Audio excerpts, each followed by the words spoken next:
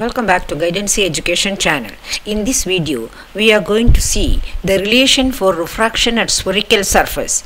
Single spherical surface only, and surface is convex surface forming virtual image. The ray is moving from rarer medium to denser medium. This is part 2 in the series. As part 1, we have already seen convex surface forming real image. I have prepared a diagram here and prepared the derivation for the relation. Before we pass on into the video, please watch the video completely, and if you think the video is useful, like the video, share the video and subscribe to my channel. Please leave your comments in the comment box below so that I can know your thinking of the video. Thank you very much. This is the convex surface. This is the object, a luminous body which is facing the convex surface. The luminous body is closer to the surface. A ray starts from here and strikes the convex surface at this point A. If it did not undergo deviation, it would have passed along through this line.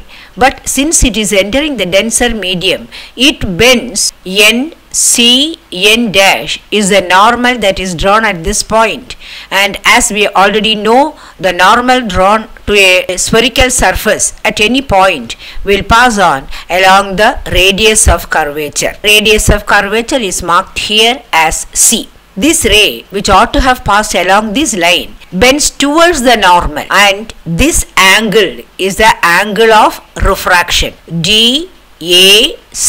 Angle NAO is the angle of incidence. P is the pole of the surface and AM is the perpendicular drawn from the point of incidence onto the principal axis, that is IC. We have considered one ray along OA. Another ray is passing along the principal axis and it passes on without any deviation. So this is one ray and this is another ray. As you can see from the diagram, these two rays cannot converge at any point on this side. But when these rays are extended backward, as is shown by the dotted line and line extending from O to I, they converge at the point I and the virtual image is formed here. So from the geometry, we can see there is one triangle here, another triangle here. This is yet another bigger triangle. Now let us proceed to derive the relation. Since the curvature is very small, this point M can be considered to be at point P. So AM is equal to AP. Instead of using AM, we will use AP because the distance PM is very negligible. As per Snell's law, sin I by sin R is equal to N2 by N1. N1 is the refractive index of rarer medium and N2 is the refractive index of denser medium. The angle of incidence and angle of refractions are very small. So for small angles, sin I is equal to I and sin R is equal to R. So sin I by sin R is equal to N2 by N1 can be written as equal to I by R. So it becomes N1I is equal to N2R. For a triangle, external angle is equal to sum of the internal opposite angles. So using that principle, we can find that from triangle OAC,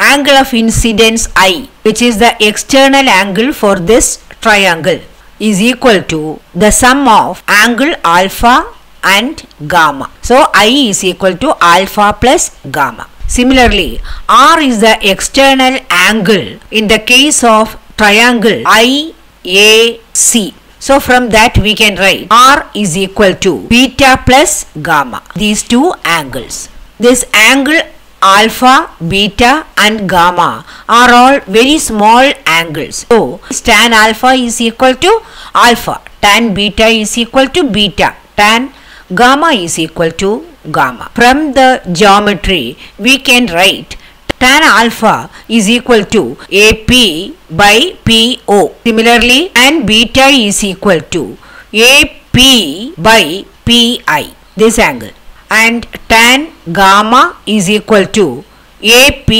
by PC.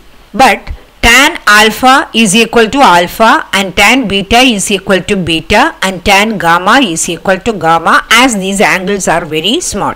Now let us consider the distances PO, PI and PC. PO is the distance of the object and it is measured in a direction opposite to the direction of the incident light. Therefore, it becomes negative u. Similarly, Pi is the distance of the image, that also is measured in direction opposite to the direction of the incident light. Therefore, it becomes negative v. What is PC? PC is equal to r. So, we have these distances. Now, let us substitute the expressions for alpha, beta and gamma in this equation.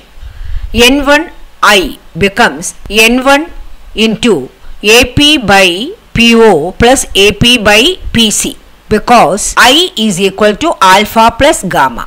This is gamma and this is alpha. Similarly, N2 into AP by PI plus AP by PC, beta plus gamma. The numerator on both sides of the equation is the same. So we just cancel that and write it as N1 into 1 by PO plus 1 by PC is equal to N2 into 1 by PI plus 1 by PC. We have already seen that PO is equal to negative u and PC is equal to R. So this becomes N1 by negative u plus N1 by R is equal to N2 by negative v, because Pi is equal to negative v, distance of image, plus N2 by R.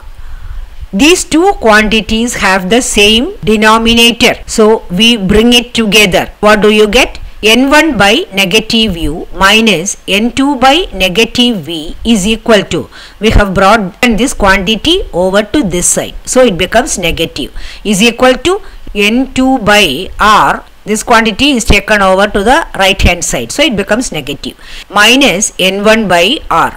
This quantity can be written as N2 minus N1 by R.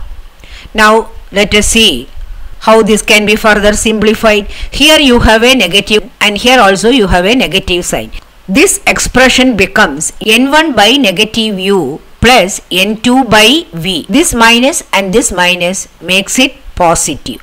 So let us write it here. There is no space otherwise. N1 by negative u plus N2 by v is equal to N2 minus N1 by R.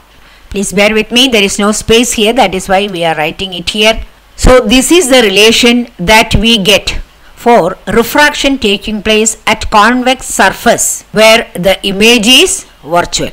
This equation is the same as the equation that we obtained in the case of refraction at convex surface forming real image. So whether the image is real or virtual, for refraction at single convex surface, the relation remains the same. The relation is common.